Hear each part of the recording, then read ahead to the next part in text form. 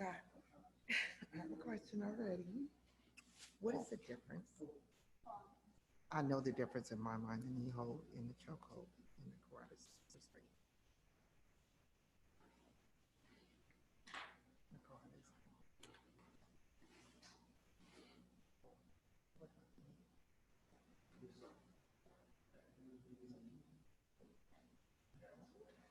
Oh, that's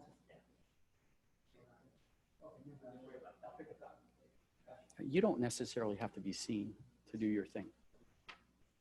Thank you. I do not like this mask. We're gonna fight the whole thing, whole time.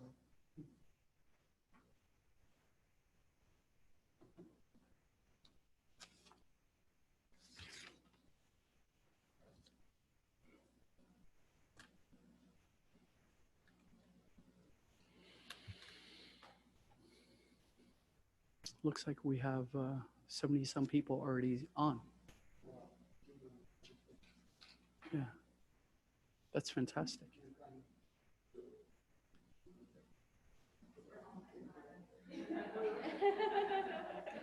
What?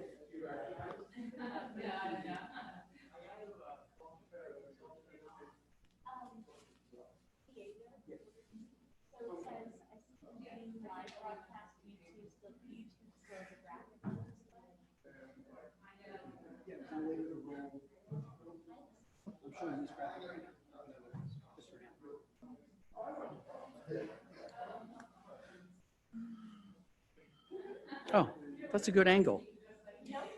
Good evening, everyone. Thank you for tuning in here to the Oxnard Moving Forward virtual panel discussion on racism and policing.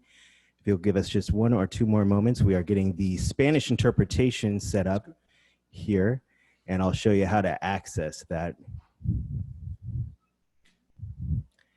in just 1 moment.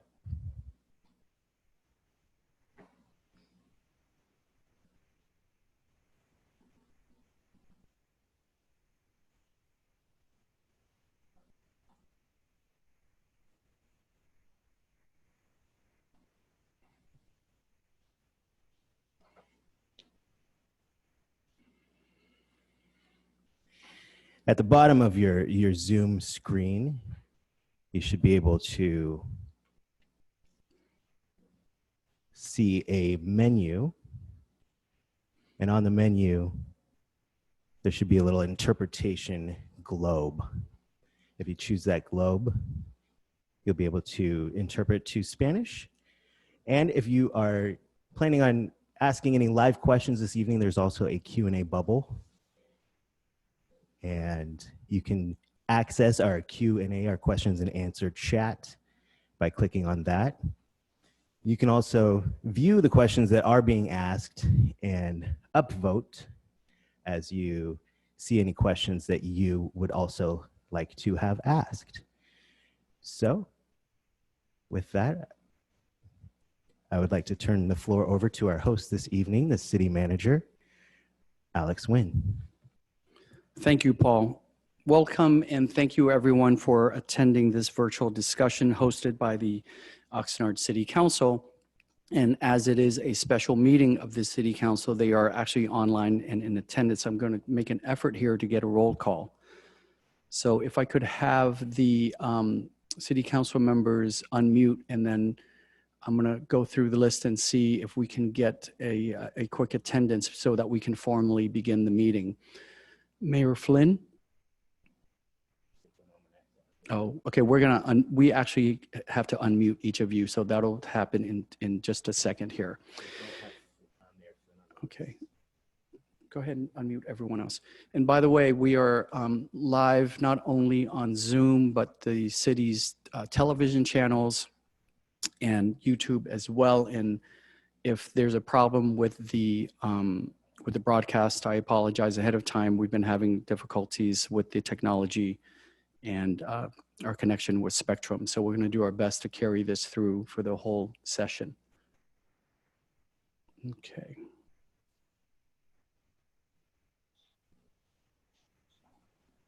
Okay. Paul? Yeah, it looks like we have Okay, let's go ahead and start.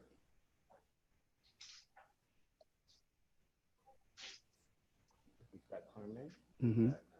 Okay. Okay. So I think for this town hall, what we can do is when we have everyone logged on, we'll make note of it so that we don't have to do a. I hope it's okay that we don't do an oral roll call right now, because if you're logged in here, we can see it. So that way we can begin. Okay. So this is a discussion again that the City Council wanted us to host. And I wanted to acknowledge that it is one of many conversations that have been occurring around not only our community, but obviously across the country. The police chief and I were invited to one such discussion several weeks ago. And I want to acknowledge that that discussion was called The Talk. We're going to get that slide up on the screen because I want to thank them for inviting us to participate. And that was a few weeks ago. There's the slide there. We participated in this, and the actual video from this panel discussion is available online, I believe, on Facebook. So I want to thank the people who put that together for inviting me and the police chief, and that was Jordan Ward, Dexter Nunnery, Ross Fontes, and Tamar Lee. So thank you very much for inviting us to that discussion. Again, that's video is available online. For this discussion tonight, we're fortunate to have a collection of community members to join us.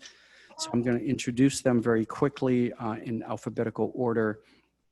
So we have Maite Alonso, who is a Oxnard resident, grew up actively participating in the Oxnard Police Activities League, otherwise known as PAL, which offers community youth a variety of recreation and enrichment opportunities. She recently graduated from Georgetown University. Congratulations. That's a major, major institution in the nation's capital. And her major was in government with a concentration in education, inquiry, and justice. So thank you for returning to Oxnard and participating. Next, we have Cynthia Gonzalez, who is an attorney, and her family have resided in Ventura County for more than 30 years. Cynthia became involved in advocating for community and public safety after losing her 24-year-old son to gang violence. She has become a strong advocate for community surveillance cameras and continues to fight for the families of victims. Next, we have Terrell Harrison, a lifelong Oxnard resident. Mr. Harrison is the director of the city's Cultural and Community Services Department, which provides library, recreation, and after-school program services. With more than 30 years of service working for the city, he continues to find innovative ways to provide programs that positively impact our community, particularly its youth groups. Next, we have Regina Hatcher Crawford, who is an Oxnard resident and president of the Ventura County chapter of the NAACP. She is a third-generation civil rights activist and works with local law enforcement agencies to address complaints of racially motivated police efforts, such as traffic stops. Next, we have Mr. Damon Jenkins, who is a senior public defender working for the County of Ventura and is a resident of Oxnard for 6 years now. He has 10 years of criminal defense experience working on all types of cases ranging from resisting arrest to murder. Next, we have Randy Latimer, is a lifelong resident of Oxnard. He's also a retired Oxnard police commander who spent more than 30 years working for the city in a career that spanned from bicycle patrol to internal affairs. He counseled young children as a youth officer in the Police Activities League, and Randy remains actively involved in the community. And we have Mr. Peter Martinez, who's also a lifetime Oxnard resident. Mr. Martinez was born and raised in the Colonia neighborhood. He grew up attending local schools and has been very active in the community since attending high school over 40 years ago. He's a retired Ventura County probation officer and has been teaching criminal justice at Ventura College for the past 22 years. And finally, we have our police chief, Scott Whitney, who needs no introduction, but more importantly than anything, he is the chief of police for the city of Oxnard. And I'm sorry, myself, my name is Alex Nguyen. I'm the city manager for the city of Oxnard. So what we're gonna do, and the basic format, just so that the audience and participants can get a sense of where we're headed tonight, we're each going to make opening comments, and then the police chief will review some policy changes that he is proposing for the department. We're gonna go through those one at a time and have the panelists chime in with their take on what he's proposing. And after that segment, we're going to go to participation questions from the audience. And we already have a handful of those questions that were sent in ahead of time. And then we'll take some live as well. I'll do my best to balance between live and pre-received questions. Of all the questions that we get through the Zoom system, the ones we can't get to tonight, we will answer them in writing and post them on the city's website. So as I mentioned at the opening, the police chief and I did participate in one such discussion a few weeks ago, and I made some opening comments there, which I'm not going to repeat tonight. So instead of me saying anything more, what I'd like to do is begin the night by showing a very brief video. Just as there's so many ways to introduce this topic tonight. And so I've just decided to choose one quick video. So if we can play that, and then we'll get to the panelists' opening comments. So I ask the audience to see this video as well as the panelists. Thank you.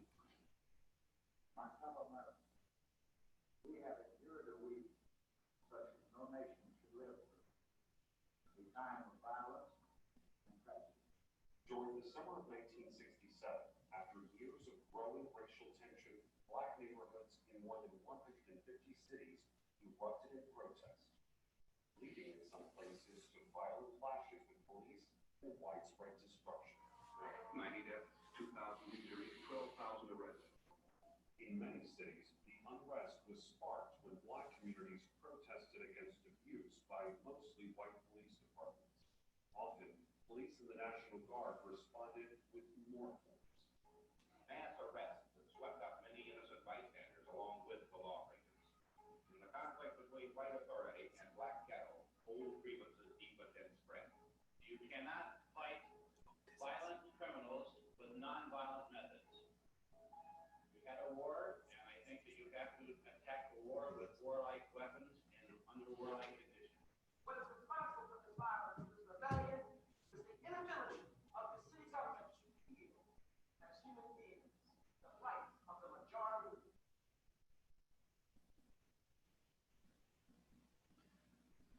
I think I'll get it started just a second. our apologies. We're going to start that over. It's not coming through on all the stations. Please be patient.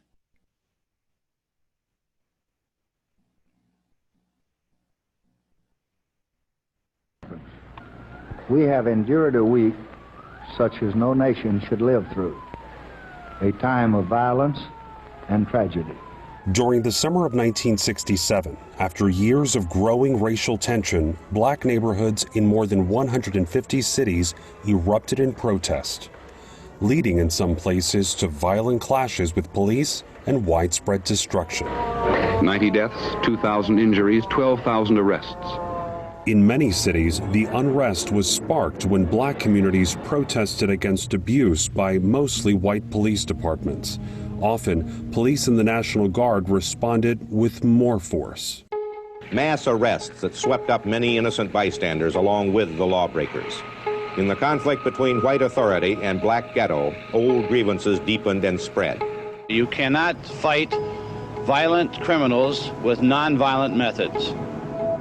We had a war, and I think that you have to attack the war with warlike weapons and under warlike conditions. What is responsible for this violence, for this rebellion, is the inability of the city government to feel, as human beings, the plight of the majority of the people in this city, and that is the cause of this violence. As a result, President Lyndon Johnson formed a national commission led by Illinois Governor Otto Kerner to study why the uprisings happened and how they might be prevented in the future. The Kerner Commission's conclusions were stark. It pointed to decades of pent-up frustration in black communities over police brutality, poverty, and the inequality caused by discrimination and segregation. And the commission placed the blame for those inequalities squarely on white Americans and racism. Our nation is moving toward two societies, one black, one white, separate and unequal. Discrimination and segregation have long permeated much of American life. They now threaten the future of every American. The Kerner Report called for sweeping changes to American society, more economic opportunity in black communities, better housing conditions, and more accountability for the police, including steps to stop police abuse, limit stop and frisk, and build trust between police and communities. The Negro Ghetto is a mystery to most police, except as a source of crime. But the commission suggested that police start looking at it as a place where people live. It warned that failing to act would lead to more division and more unrest. The findings captured the public's attention, but Johnson, despite his work on civil rights, ignored them.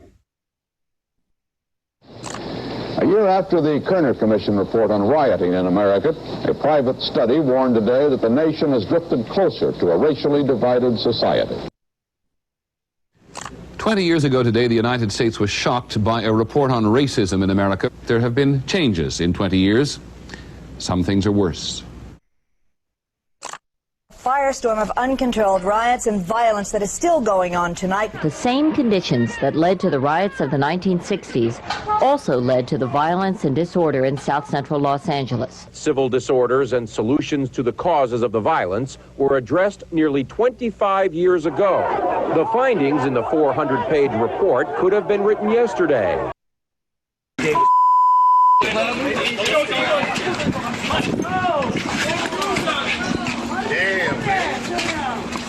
Michael Brown's body is still in the middle of the street after that 18-year-old was shot by a police officer.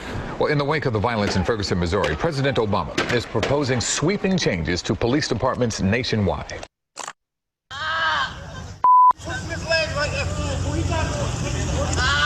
We can't have Ferguson and Baltimore happening again and again.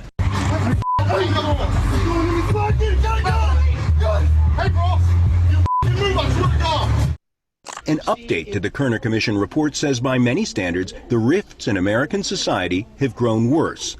Child poverty is up. School segregation has returned to 1968 levels. What do you want? I can't breathe. Please, the name of it. I can't breathe shit.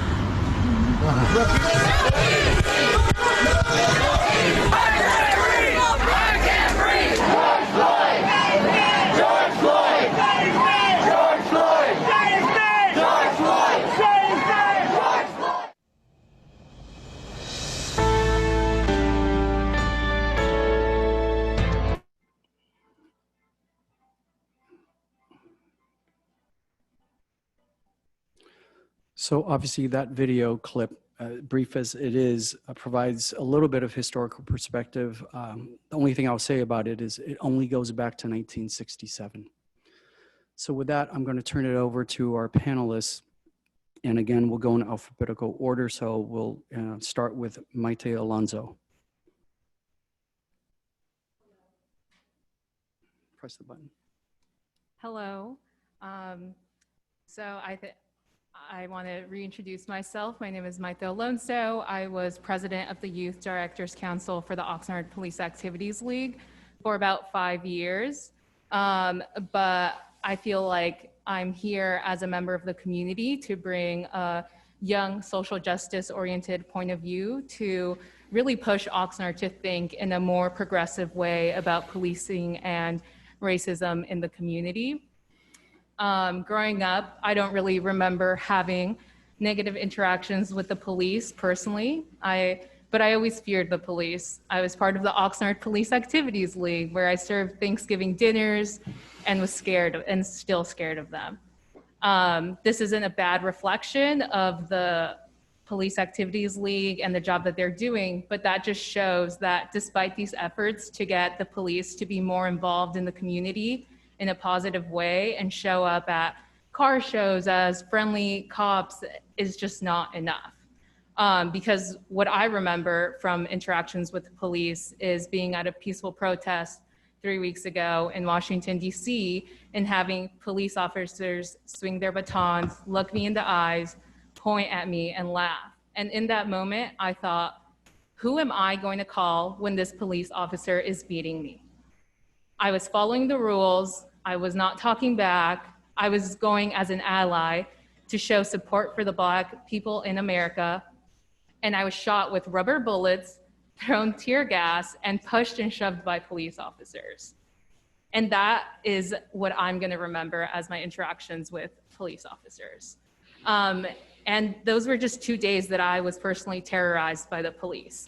But that's how Black people in America feel every time they're around the police. And that's how minorities feel when they see the police.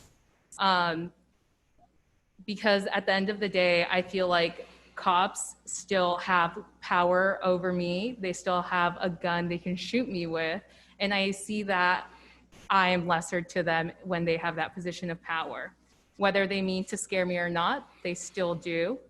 People make an argument that they're good cops and that all cops are not racist. And that might be true at a micro level, but at the macro level, we can't forget the origins of police that stem from times of slavery, where police officers were in charge of getting Black slaves back to their slave owners.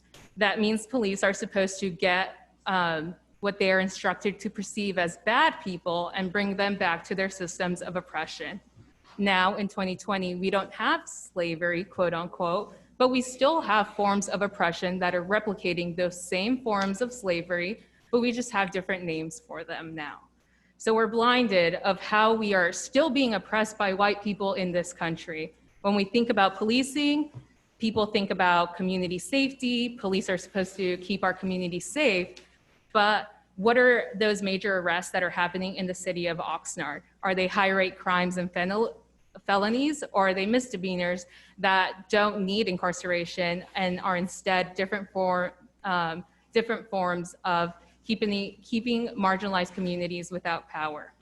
The prison system, that's the new form of slavery. Mass incarceration of Latinos and Black people is simply another way that we are oppressing our Black, Indigenous people of color and taking away their power and their voices. Once we accept that we can't start to have conversations about ending racism without taking away the systems that disenfranchise minorities. We need to be empowering our communities through positive outlets to express themselves, to be active, and to stay out of trouble. So when we say defund the police, we're saying stop oppressing marginalized communities and start investing in them, start creating programs that serve the community and give them the power to thrive. Thank you very much. Next, we have Cynthia Gonzalez, please. Hi, I think I'm going to take my mask off because it's a little thick. My name is Cynthia Gonzalez, and as Mr. Nguyen said, I am an attorney here in Ventura County. I also grew up here and my husband and I have raised our family here. And in 2014, our son was murdered. Tonight, I don't sit here necessarily as an attorney or even as a commissioner for the Community Relations Commission. I sit here as a community member and as a mother that has ties also to Black brothers and Black cousins and nephews and uncles and a Black father. And our world is so messed up right now. I heard someone say that there's no systemic racism in Ventura County, and that's an interesting statement. And I guess it would depend on how you define systemic racism. And actually, the NAACP president, Derek Johnson, he defined it as systems and structures that have procedures or processes that disadvantage African Americans. There are a lot of systems here in our United States that do exactly that. The sadness that I feel right now is because when you think about the police, you don't want to think about the word brutality or excessive force or even criminal or murder in the same sentence when you're thinking of the police, because we want to believe that if there's a problem, we call the police and that the police will come and they'll help resolve whatever that is and they'll enforce the law. Not necessarily, that doesn't necessarily happen in the Black community. Now, my son was not murdered by the police. My son was murdered by a gang member. And does that mean that all gang members are murderers? No, it doesn't. Unfortunately, though, with our Black community, unfortunately, what happens is we're often seen as criminals, no matter what level we're on. I was on my way home from law school one night and got pulled over in Thousand Oaks. And one of the first questions I was asked is, are you on parole? Do you have a felony? Are you on probation? And I had never been on any of those things in my life. And at that moment, I thought, well, why is he asking me those questions before he even checks my driver's license? And that's what unfortunately, what a lot of people are feeling in this community is they are judged first. My cousins, my brothers, my uncles, my nephews, they're often seen as Black males, suspicious Black males. And the unfortunate part about that is when you define them as suspicious Black males, when you arrive on the scene, there's this thought that they're up to no good and that they need to be corralled or you need to protect yourself. And so sometimes I feel like the police create situations where they are afraid for their lives, and that's unfortunate. And I think that stems from racism, but I also think that it stems from lack of training. There's not enough training. There needs to be more training. When I was told a couple of weeks ago that they're only required to do 24 hours of training every 2 years, I believe it is. And that to me is crazy because of the things that they deal with. I mean, they have a license to kill people. They carry weapons. And so that's not good enough. It needs to be better. I don't even know what my time looks like, but you got me all right. And I think that we need to continue to have these conversations, and we need to continue to talk about what we need to do, but I also think we need to start looking at solutions. And some of the solutions should be alternatives. I'm not saying dismantle the police department, but I am saying maybe come up with a police oversight committee, or even come up with alternative community programs where they're not sent out to these low-level crimes, or their time isn't being spent on situations that don't require a lethal response. So thank you. Thank you very much. Now we'll move on to Terrell Harrison, please. Good evening. Like Alex said before, my name is Terrell Harrison. I was raised in Oxnard, and I still live in Oxnard. I came here when I was 1 year old. I grew up with my mother as well as my father in the household, and I've worked for the city for over 30 years. I'm currently the Director of Culture and Community Services, and I'm responsible for adult, youth, recreational programs, our library system, and our cultural arts programs in the city of Oxnard. I am a husband, I am a father, and I am a son, and I am a brother. And to many in this community, I'm considered a friend. But I'm also a representative of 2.7% of Oxnard's population because I'm a Black man. Interesting thing about being a Black man in this community is you hear things like, there is no systemic racism because we've had a Black president. Race is not an issue anymore because, you know, I have Black friends. Or my favorite is, I don't see color. And my response to that is always, I want you to see my color and realize I'm a black man and accept me for that. I may have a different culture than you. Accept my culture, accept who I am. I'm the president of California Police Activities Athletic League. I am on the National Board of Directors of Police Activities Athletic League. And the POW program is designed to bring youth and police together. And I'm happy to say that I've designed programs that affected people in the city, in the state, and around the country in bringing the two groups together. But in my 51 years on this earth, yes, I've been harassed by police. I've been pulled out of a car and frisked and asked, what am I doing here? Or what is my responsibility? Just when I was visiting one of my friends in Riverside.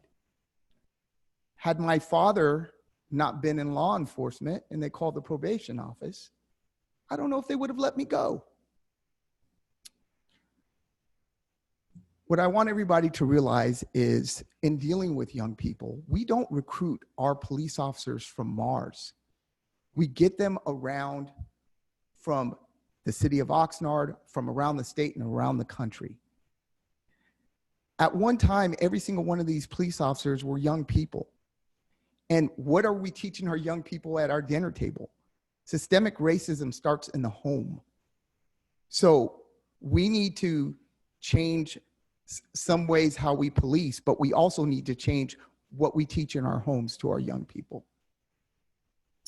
And I hope today that this conversation leads to actions that we can take in this city that make us better. Thank you. Thank you. Regina Hatcher Crawford, please. Good evening, everyone, and I have to correct you. I am the NAACP president, and I just don't do traffic stops. I'm all over Ventura County. We look at discrimination across the board, meaning in housing, in the economics, in the workplace. We also look at criminal justice. So the NAACP is 111 years old, so we have a history of dealing with racism. Into your mic. We have a history of dealing with racism. So Ventura County is a unique city in the sense that we all believe that racism doesn't exist.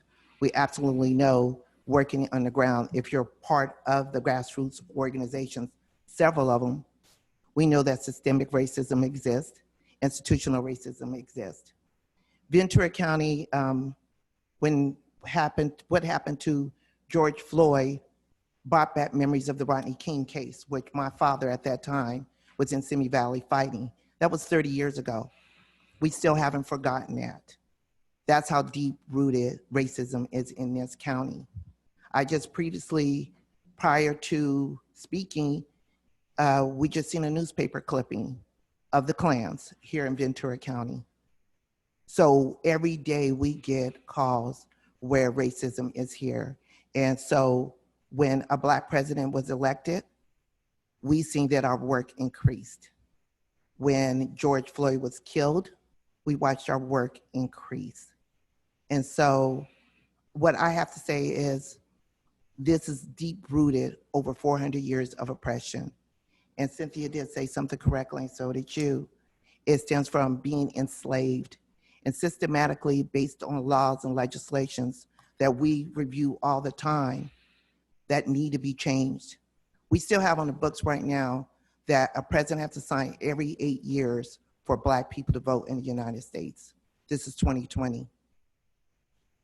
And so we have on the laws where police officers are afforded to be able to stop people just based on their subjective judgments. And so I've seen 3 laws that bother me. And so when we talked about that, that police stop happened to be my daughter, who graduated from UCR, University of Riverside, who was on her way to teach at Wynn. She had 4 police officers pull her over, stop, block her car. And she stood outside and she says, wait a minute, you all have guns. I'm standing here by myself. And just as you were asked that question, the officer was more interested in the type of car she drove. He was more interested in oh, you're educated. That's systemic racism when we have to continue to hear that. So as a Black community, as much as we trust and we have faith, we know that it's cultural. It's being taught in homes. We also understand that we're waiting for the shoe to fall out. So through our relationships with Oxnard PD, my daughter was able to run in, and the first person she ran into was police chief. And she sobbed. She cried. So for every Black mother that, every mother, not even Black mother, for every mother that heard George Floyd say, "Mama," that was a call. Because we're mothers that worry every night that our sons and even our daughters walk at our house. We're in prayer on our knees that they come back. This is just not something that just happened. This has been going on in the Black community. And I got a call from a mother, 3 o'clock in the morning, crying because she's scared. So we got to do better as a community. And I'm speaking for all of Ventura County. We got to do better and stop walking around believing that racism does not exist in Ventura County. It absolutely does. And thank you. Thank you. Damon Jenkins.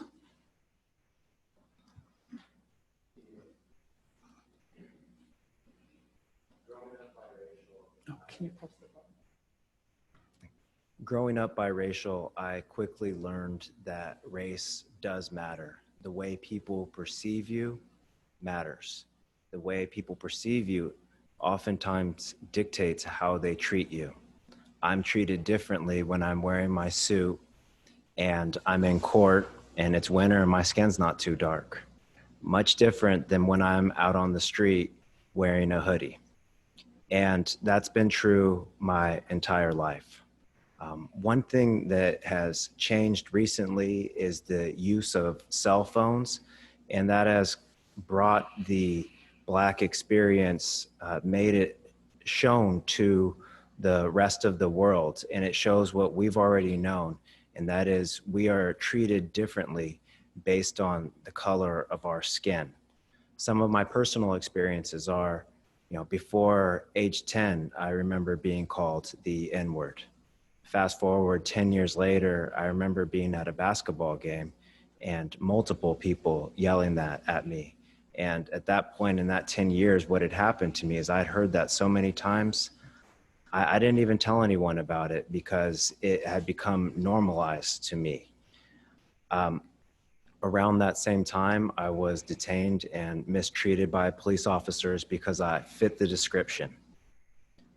Fast forward another 10 years later, and I had finished law school, and I had the exact same experience as Miss Gonzalez. I get pulled over, and the very first thing that I'm asked is, "Are you on parole or probation?" And it wasn't like, "Are you on them?" It's, "Which one are you on?" And I've never met Miss Gonzalez before, and I don't think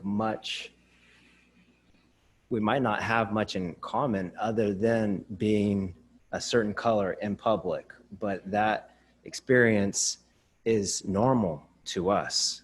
The last experience I'll share about that is after passing the bar and becoming a lawyer, I worked with a Black criminal defense attorney, and regularly I was mistaken for being the defendant.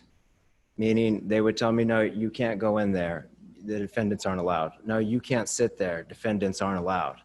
And that was based on the color of my skin. They couldn't comprehend that there would be two Black lawyers. When I talk about that experience with my other coworkers that are not Black, that's never happened to them. Part of the reason I got into the law is I thought it would be more of an equal playing field. I quickly learned that is not true. For example, in the public defender's office, our office represents more than 80% of the people charged with a crime in this county, yet we receive way less than half of the funding than the DA's office does. Likewise, the majority of my clients are minorities. They are disproportionately arrested and incarcerated. Who are my clients? My clients are me born under different circumstances. They are brothers, they are sisters, they are mothers, they are fathers. They are people that love, and they are people that are loved.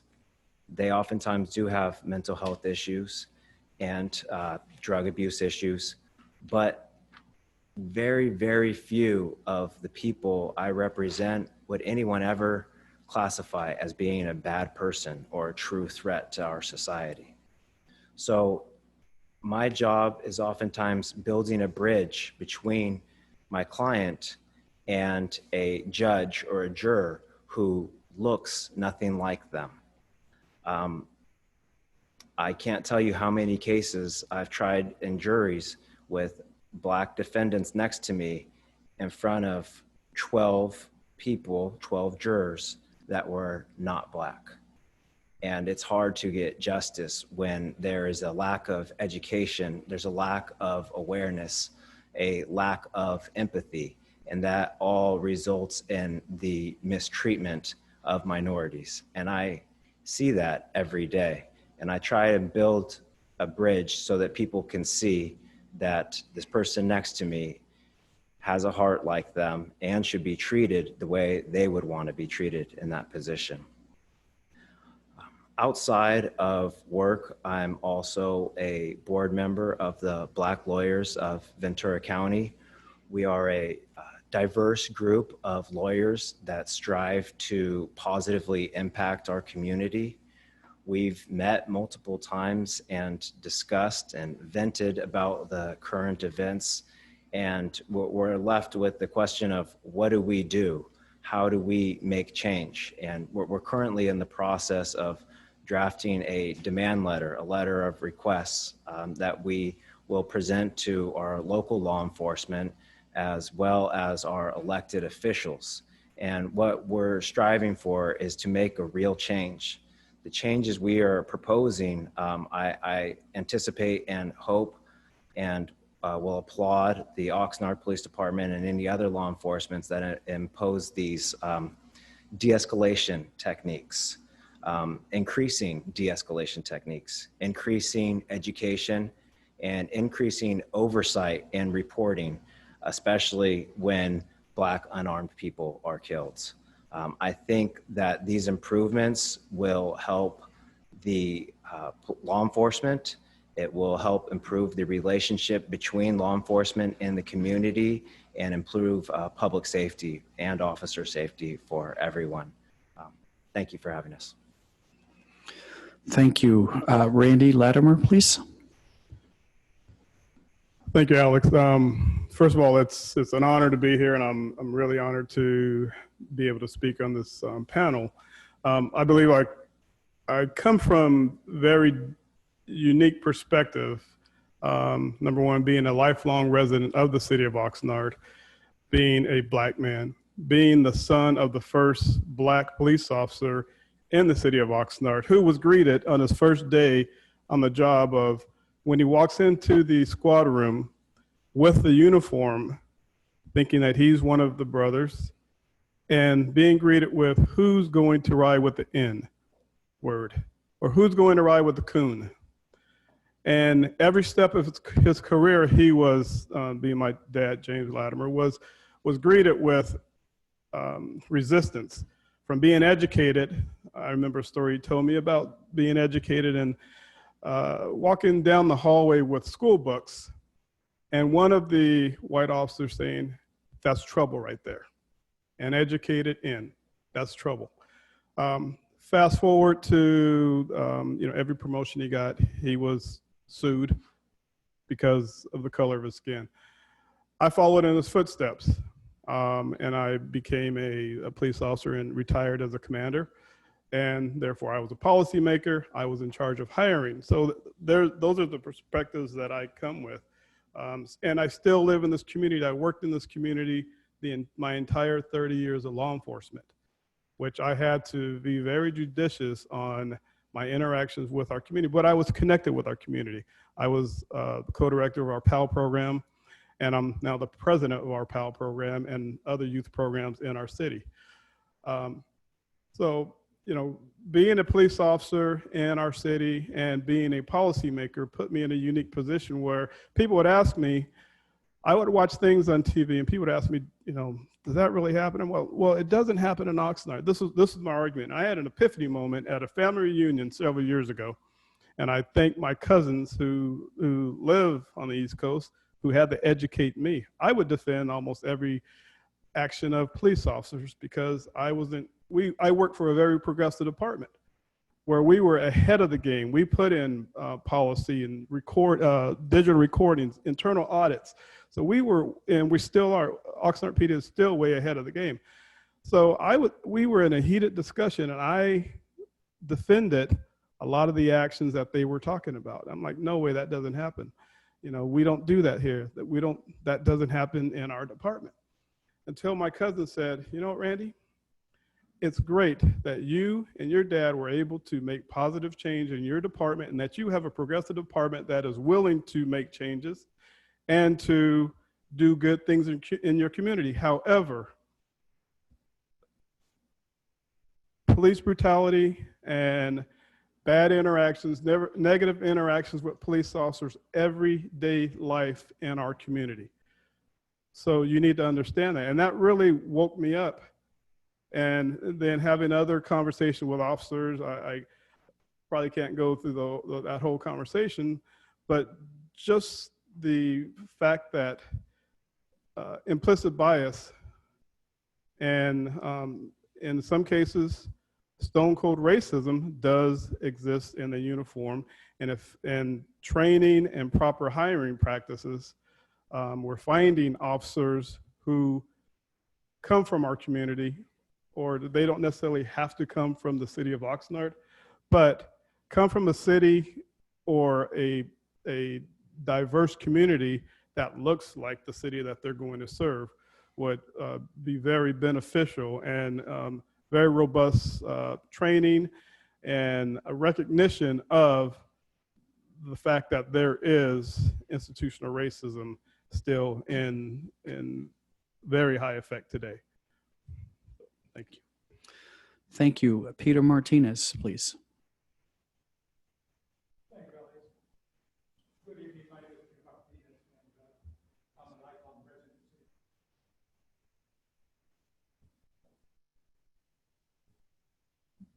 Okay. Thank you, Alex. Good evening. I'm Peter Martinez. I'm a lifelong resident of the city of Oxnard. I was born and raised in the Colonia, to be specific, the Colonia Medical Center on Cooper Road. So from very young age, I spent a lot of time on Cooper Road. Then later on, we cruised Cooper Road. But watching the video reminded me the 1960s Oxnard PD. And I have article after article from the 60s of Oxnard PD. This one, the title is All's Quiet on the Colonia Front. So the Oxnard PD was an invading army. They were controlling the Colonia. This is the 60s. And it's one article after another about community folks asking for a probe of the Oxnard Police Department. Then I have articles from the 1970s, protest after protest against the Oxnard Police Department.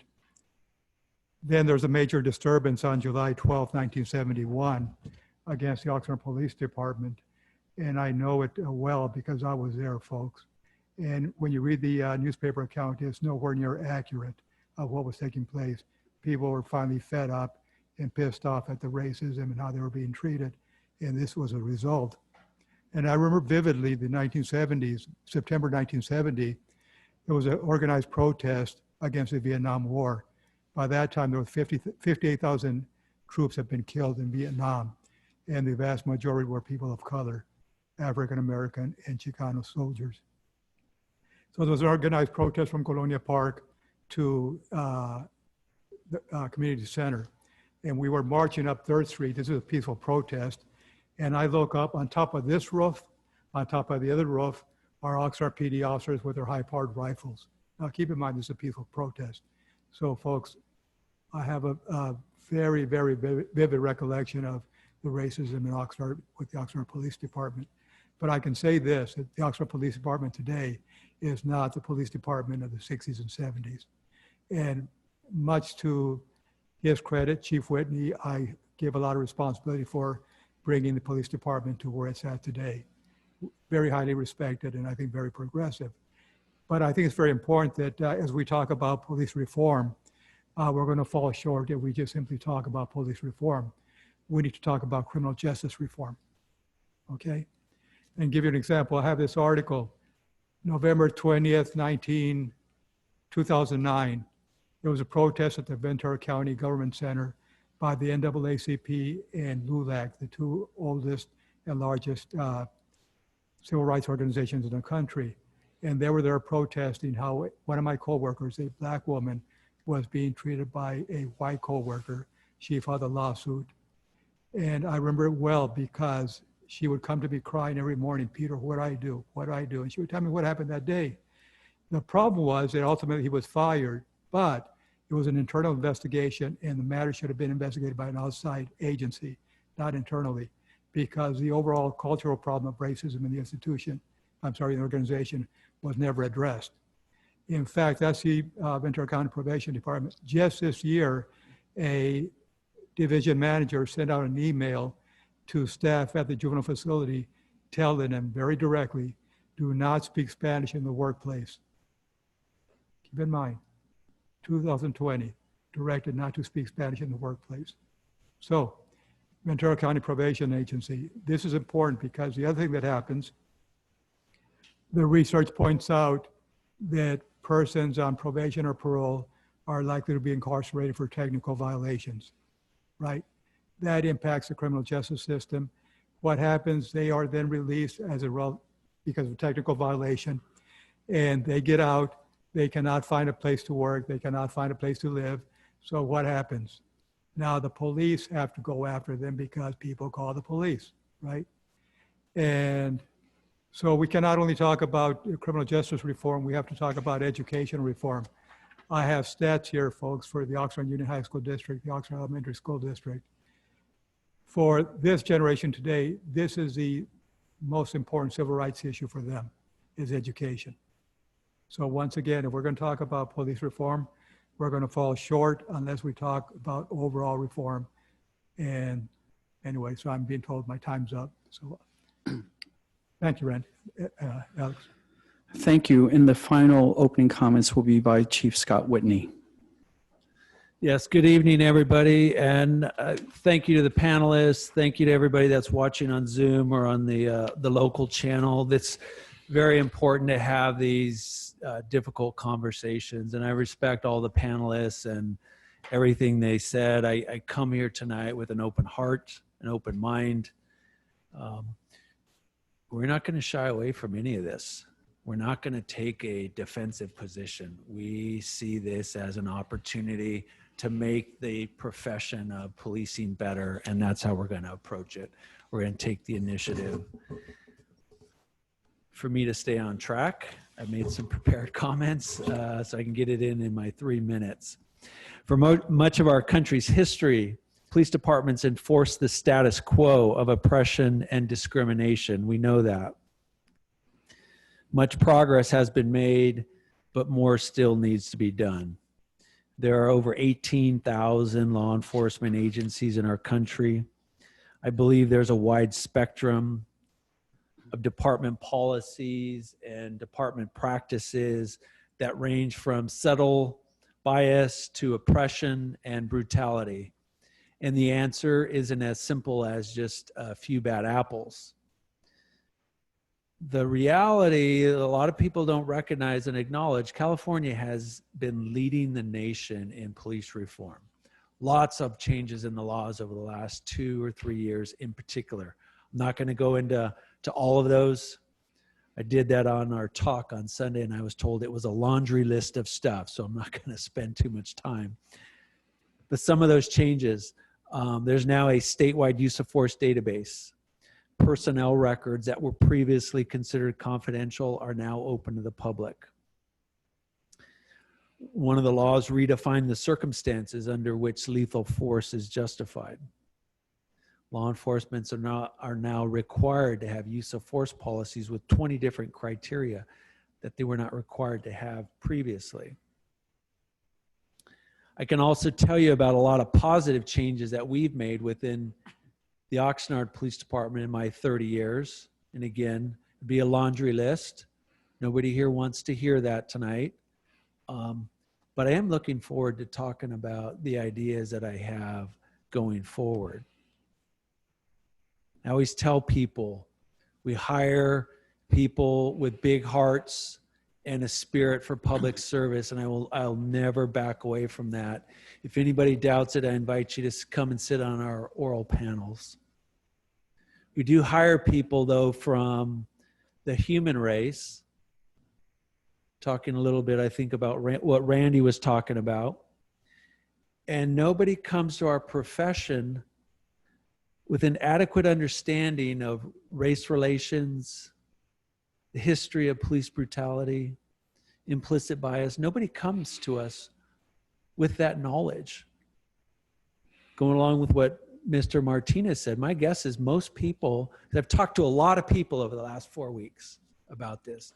My guess is most people do not graduate from high school, college, even an advanced degree with much understanding of that. We're going to do our part and do more of that training within the department, try to do more of it in the academy. But there's a load to be borne by our school system as well, other entities. The next thing I tell people is we give officers the best training available. And I strongly believe our police academy is the best around. But the de-escalation training, it's just a fact, escalation training as mandated by the state is not enough. And as I think Ms. Gonzalez mentioned, our in-service training is insufficient. Being told I have to speed it up. So I tell people that we send our officers out to do a very, very tough job. It's both dangerous, but it's also rewarding. There's been recent critique that our officers are asked to do too much. And I absolutely agree with that. Unfortunately, the answer isn't just as simple as defunding the police or cutting the police budget. I'm sure we're going to talk more about that later. And the last point, I'm going to wrap it up. I tell people is that we hold our officers to a high standard. There's this misperception that they're not held accountable, and that's just not true. Our police department, we're not perfect, but we do work very hard. Our officers, our civilian employees make many sacrifices to protect our community. We're always willing to change and get better. And Damon, I promise you, we will work with you. We may not agree on every single thing, but my guess is we'll have more common ground than maybe you suspect. We stand with the Black community, and we'll do whatever we can, and we'll work with anybody that wants to make positive change in our city. So thank you, Alex. Thank you, Chief. Okay, now we're going to move on to the middle section of tonight's program. Very quickly, if it's okay with everyone, when I call on you, if it's okay, respectfully, I could call on you by your first name. So the last time Chief Whitney and I spoke publicly about these issues, one of the things I said was that what matters with regard to my service to the city of Oxnard, what matters is what we do next. And I'm responsible as your city manager to hold the police department accountable, specifically our chief. So in that spirit, in this next segment, what we're going to do is Chief Whitney is going to describe some department policy change proposals that he and the commanders have been working on. And what we're going to do is we're going to do it just one at a time.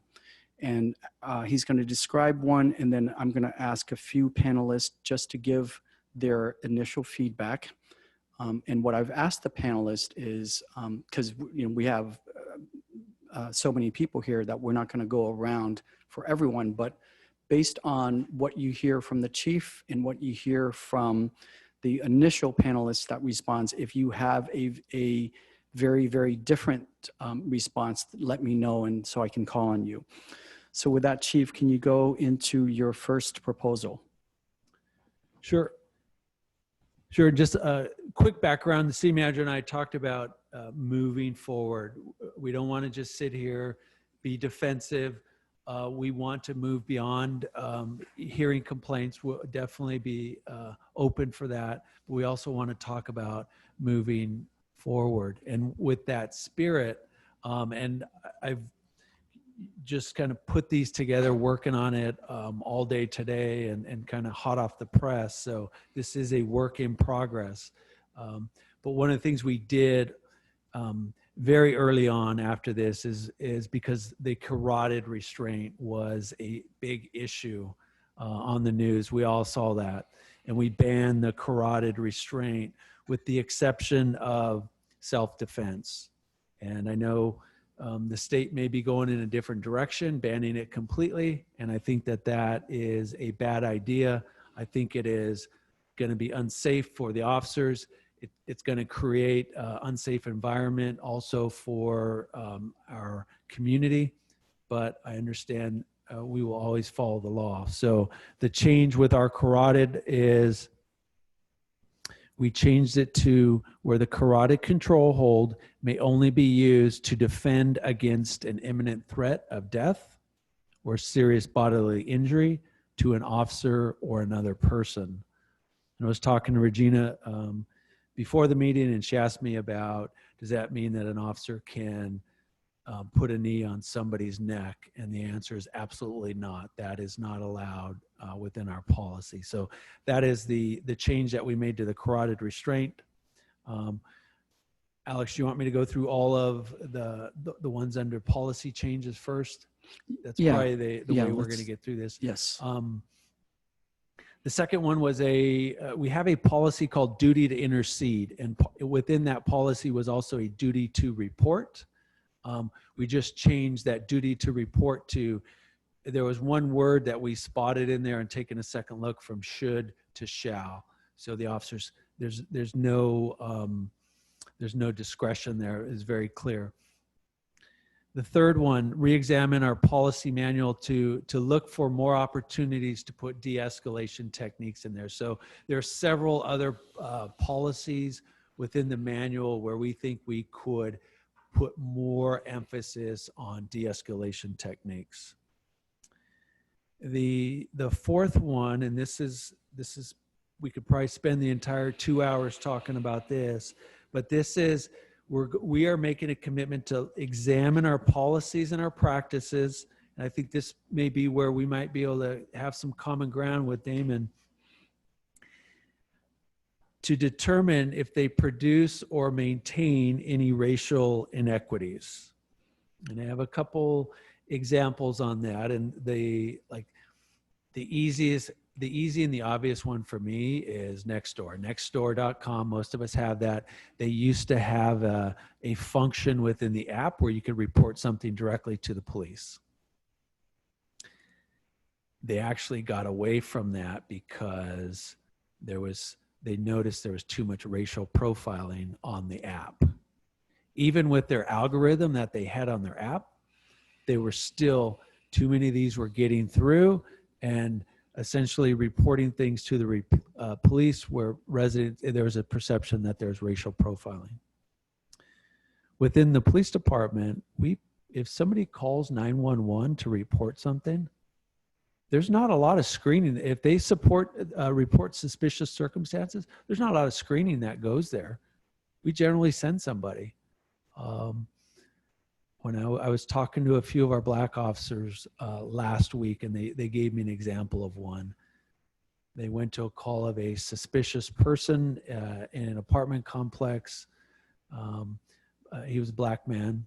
They went and they contacted him. He was pushing a dolly, and he was basically working for a moving company, helping somebody move.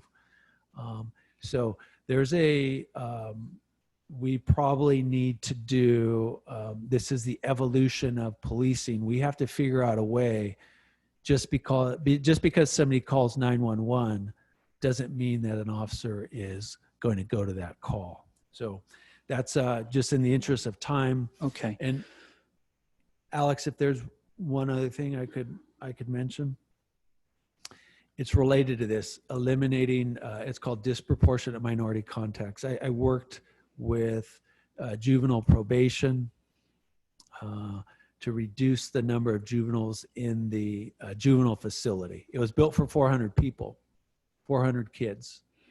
And this effort, we identified 9 different contacts that a juvenile has within the justice system. Only one of those 9 was a contact with police, but there's decisions that are made with every one of those contacts. It was led by experts. We do not have that capacity ourselves, but I see something along those lines with calls that come into 911. So the last thing I'll say is I put on here, it's E if you have the handout, calls for service that we should not be involved in. All you have to do is listen to our scanner and you will hear a lot of calls that the police department should not be going to, but we do. And I think there's a good recognition of that. I could go on and on, but no, I know, so I'm going to stop you. Yep. So very quickly, I'm going to ask Regina and Randy to respond to these proposals, and very quickly let me review them. Ban use of carotid restraint except in instances of self-defense. Duty to intercede includes duty to report. This is where I believe if an officer is witnessing another officer doing something wrong, and also you're changing it to should report to shall report. That's right. Re-examining the department's policy manual to look for opportunities to place more emphasis on de-escalation techniques. Also examining our policies and practices to determine whether they produce or maintain racial inequities, and also looking at the kinds of calls for services that police officers shouldn't even have to respond to. So let me ask Regina to start. I know that's loaded, but please give us your best shot. Actually, I had sent earlier, the chief didn't get a chance to see it. The House of Representatives just passed a bill which outlines some of the things that you talked about, the George Floyd Justice Policy, HR 7120, where they're talking about holding officers accountable. The NAACP's position on that is that just as the citizens and the community is held accountable by certain laws, officers should be held for the same accountability. So in the case of what we've seen in Minneapolis, the officers are now being held accountable.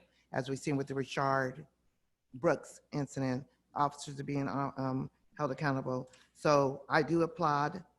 And so far from what our understanding is, and I'm hoping that law enforcement correct me, Oxnard and Simi Valley, it's a 2, I believe the sheriff also has taken a position of the no chokehold except for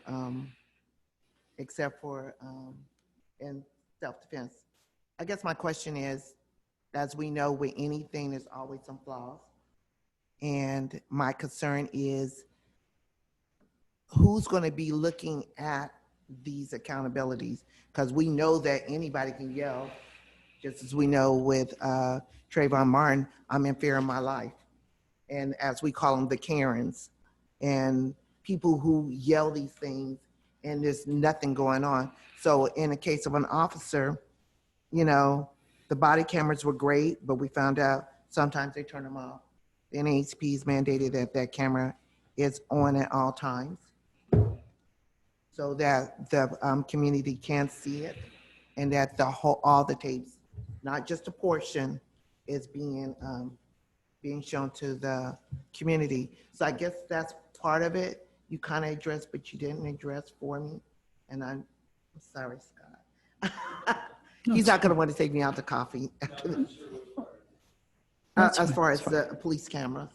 And that's part of the, like I said, the legislation right now that is right now waiting for going before the Senate that the NAACP is pushing. So I just sent it to you though. Okay. So I'm also going to ask Randy Latimer to chime in on these proposed changes, given that you know the department. Okay, great. Yeah, starting with the carotid restraint, you know, it's a practice. It's a one of the tools that officers have. You have pepper spray, you have taser, and what's going to have to happen is kind of go into a training mode where you really have to recondition the officers on determining what level of force, as you know, that they're able to use and which is appropriate. And it's going to have to be extensive training. But also in that training, this is where you have the implicit bias that comes in, where you have the officer who has not encountered a certain or not used to encountering certain individuals, and they have a preconceived idea of what this person is. It's going to have to go along with that type of training, your use of force training, your TD must training, which is tactical decision making under stress. So I agree with these policies, but it's going to, as you know, will entail a tremendous amount of retraining for officers to not go there. In my 30 years of law enforcement, I was never able to apply a carotid restraint. I don't know why, but it's a good thing. As far as the identifying calls for service, it kind of really struck me. You're inevitably going to have to go to those calls. It's just going to happen. But once again, it's what happens when the officers get there and make that contact. Just because you get the call of a suspicious person doesn't mean you have to take it to the next level. The officers need to know what is suspicious, and then have to learn how to de-escalate that situation, ask the appropriate questions, and not get into, once again, your implicit your biases on why is this person in this neighborhood? You don't belong here, which is often the complaint. I'm sure, Regina, you get several of those complaints. You're in the wrong neighborhood. What are you doing here? There was a term, if you were a certain race in a certain part of town, that was PC to stop. And that happened, that was a practice in Oxnard. And it was a unwritten rule, but it happened. And, once again, officers watched it happen, and it was an unwritten rule. So it will have to, like I said, once again, a lot of training, a lot of reconditioning of officers to utilizing the appropriate tools on their tool belt and not going to that escalated use of force that they're accustomed to. Thank you. Yes. I'm sorry. One of the things that when we talk about policies and that we are going to be advocating for, and it's going to be nationwide, and Damien probably can contest to that, is that we're seeking nonviolent crimes should not have violence. Nonviolent crimes should not constitute an arrest. And like I said, I brought up Mr. Brooks' case. He was drunk, no doubt, and he ended up dead. And so those are a lot of times where we're seeing that funds should be expended in other areas, like with part of the first responders, probably having, like as you said, educating officers on de-escalating, and probably in some situations, not having the officers go out there, because once we see them, we go into a mode. And I think that's humanistic of anybody to go into a mode when you see an officer. And what we found in some cases, when an officer is not there, even though he may be on the outskirts, the situation changes. And so when they talk about defunding, not necessarily defunding the police department, but reallocating funds where you can probably have other first responders assist with the police officers in some of these calls. Thank you. Just minding the time, because obviously we could be here for days. So we have a few more policy proposals that I really want to get into tonight, especially. So I'm going to move on, Chief. Let's briefly outline the second set. Okay, got it. I talked a little bit about this in my opening statement. We need more and better instruction. I'm just going to talk about a few topics. History of race relations, history of police brutality, police legitimacy, procedural justice. Nobody comes to us at the police department with a good base of understanding that. I'm going to kind of put out a challenge, and I will talk to the colleges, the local colleges, whether it's a 2-year degree, a 4-year degree.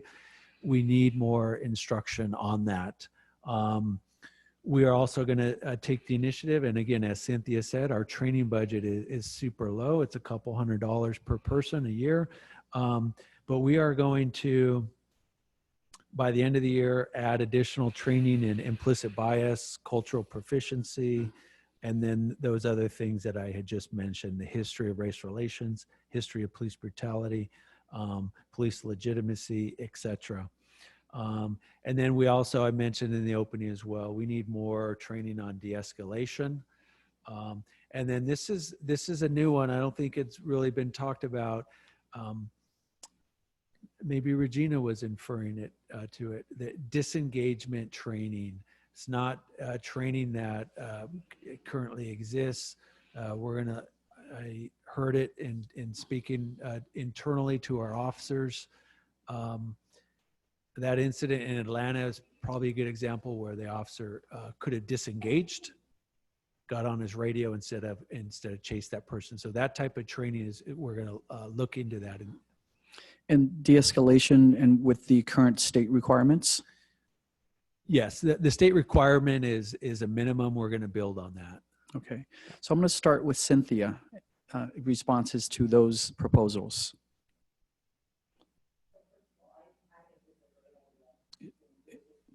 Is your mic on? Thank you. No, sorry.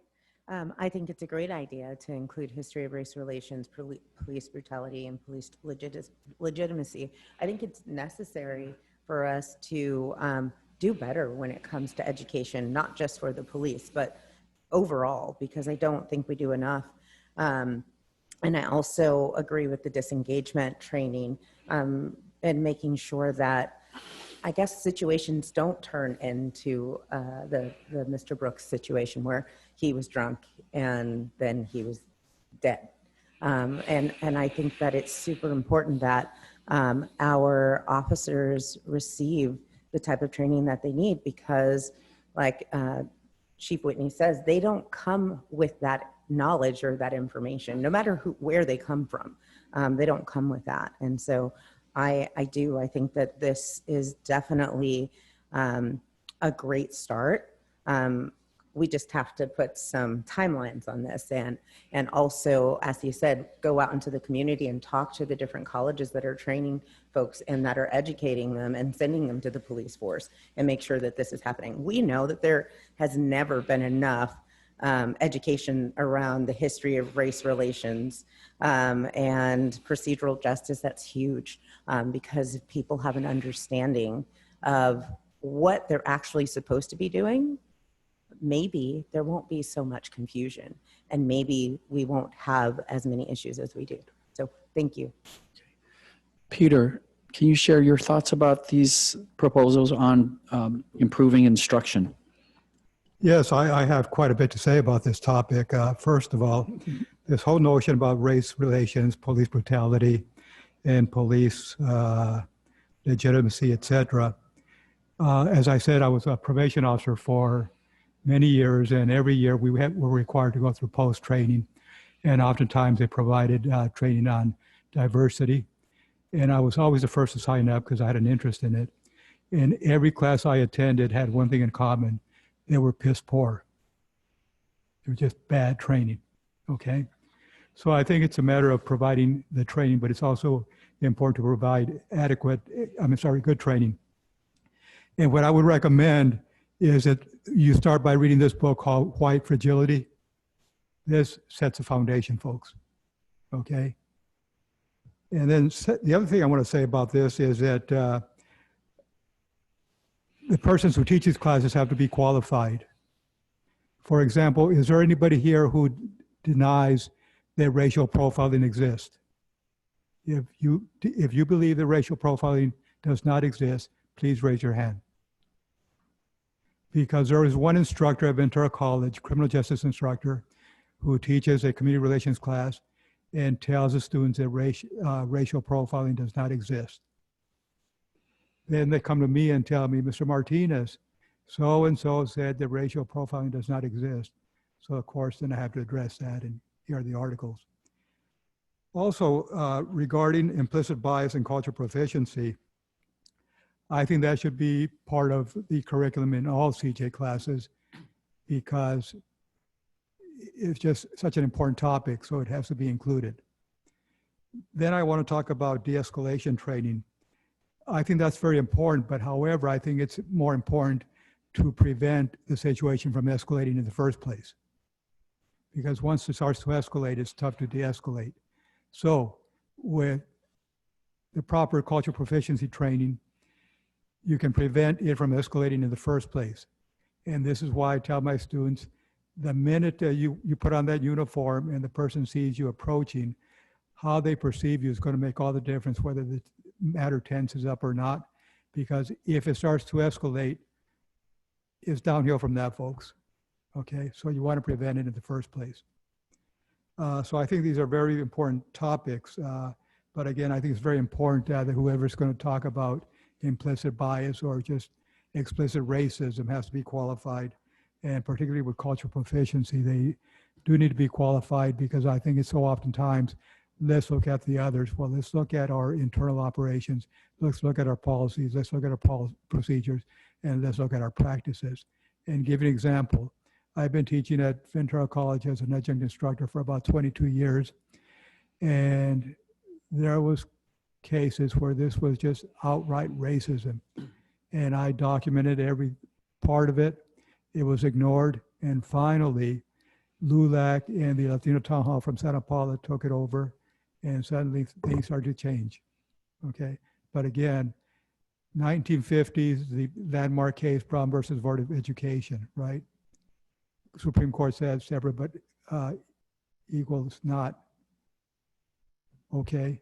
Well, Santa Paula was Ventura College was practicing just the opposite, separate and unequal, until LULAC and Latino Town Hall stepped up. Okay. So this is something I'm very passionate about. So at any time, Chief, if I can provide any input, you feel free to call on me. Thank you. All right, let's, okay, Maite, please. I wanted to make a comment about just like more and better instructions. I feel like something to me to make clear is that these can't be like one-off sessions that officers take.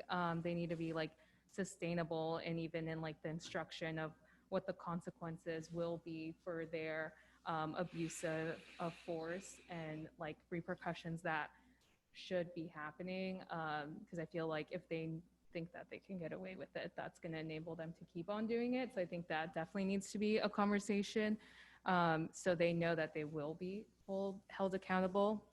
And just as like one of the other panelists was saying, is that like these are hard issues that you're talking about. This isn't a history lesson. It's you're trying to you're trying to convince and Maite, right into the mic. You're supposed, I'm sorry. Oh, thank you. What you're going to try to do with these more and better instructions is take away the internalized racism that police officers have. You're taking away a lot of implicit bias that is deeply rooted in people, and I think to a certain extent in everyone. So I think it's not an easy task, and I think that that's something that needs to be thought about. It's not just a one-time thing, and I would strongly urge you to have something that is sustainable for your police officers. Thank you. Alex, may I say one more thing? Briefly, please. Briefly. And the other is that we hear a lot about police forces, probation departments representing the communities that they serve, which I support 100%. But that is not, folks, a free ride, because I spent a lot of time in Los Angeles. In LAPD, the largest group in LAPD are Latinos. And I can tell you, I do not want to be stopped by LAPD. Okay? And if you doubt what I'm saying, does the name Villanueva ring a bell? Sheriff in Los Angeles County? Okay. So we have to hold everyone accountable. Thank you, Alex. Thank you. Terrell? Yes, to talk a little bit about Peter's comments, and I do agree with him, and the term community-oriented policing, getting police from the actual community, saying that you wouldn't want to be stopped by LAPD, and I agree with you, I've actually been stopped by LAPD more than one time, but also, as you move up in rank, does that represent the community? So how many minorities are senior officers or sergeants? How many of them are commanders? How many of them are chiefs, assistant chiefs? That makes a difference also. So as you move up in rank, I think we would get a better response, or it would be better for the public if they were also minorities, people of color, or people that represent that community. Thank you. Okay, I want to move on to the next. We actually have many more policy recommendations, but there are two more that I really want to make sure that we get discussed here with our panelists tonight. Then there are a few that we can summarize at the end. So Chief, let's move on to the third set. If you can describe those very quickly. Sure. Thanks, Alex. I'll read it for those that are viewing. Support efforts and partnerships to have mental health providers and substance abuse programs, work more closely with our officers in the field, and more efforts to support the homeless population and at-risk youth. You know, it's easy to say the police are involved in too much stuff, and we are. That's easy to say. But as a society, there's no safety net for those that are homeless, those that are drug dependent, those that are suffering from mental illness, and then the frequent offenders. There's no safety net for them, and people call us. Alex, you talked yesterday, just in the downtown since 2019, I think you said we got 20,000 calls for service. 2,000, I'm sorry. Downtown. Lack of sleep. 2,000 calls for service just in the downtown for homelessness. It's easy to say we got to stop arresting low-level offenders. That's as low as it gets. That's as low as it gets. But there's like no service, no service, no service, and then arrest. That's the only option that we have. And so as a society, as a not only the city, because most of those services are provided by the county, who's going to step up and provide fill that gap where there's no service, no service, no service? Because people call us and they want, and it's not just downtown, it's the entire city. They want us to enforce the vagrancy laws that are on the books. And I will say we need to be better than that. We are not better than that as a society right now. Okay. Maite, I'll turn it to you. Mike, and right into it. Yes. I think that I'm glad that the department wants to support these efforts, partnerships, and more funding. And I think that I would just challenge you to put your money where your mouth is and shift your resources, your 45% of the budget, of the city budget that you get, to these organizations that need the money to mental health providers, substance abuse programs, homelessness. Like those programs and commissions exist within the city of Oxnard, or the Parks and Rec funding that they get. Like if you really want to support these efforts, then I think that you should give up some of your percentage to actually benefit. It's not just we support you in our presence, or we support you by showing up and applauding you. It's by saying, I support you and I believe in the work that you're doing, so I'm going to give you some of my money so you can do the work that you need to do to help support us, so you don't have to go into the community. But you can't expect these other organizations to step up and take some of the responsibility off your shoulders if you don't provide them with the resources to do so. Thank you. Terrell?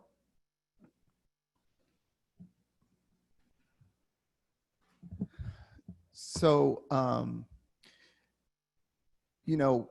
being part of the city, working with the budget that we've been given, we try to utilize it as best as possible. That 7% of the general fund budget that we do use, I think we make good use of it. If we had more, I think that we can do more. Does that necessarily mean that that has to come from the police department? That's not necessarily my decision, but I can tell you that the more we have, we utilize it as best as we can, and I think we do a really good job with it. If you've been watching what's been going on in our city, I will say that the pie is too small for everybody. Does that mean that recreation and youth programs need less? No, that means that we do need more. So I will leave it like this: the more we have, the more that we can do, and we do need more.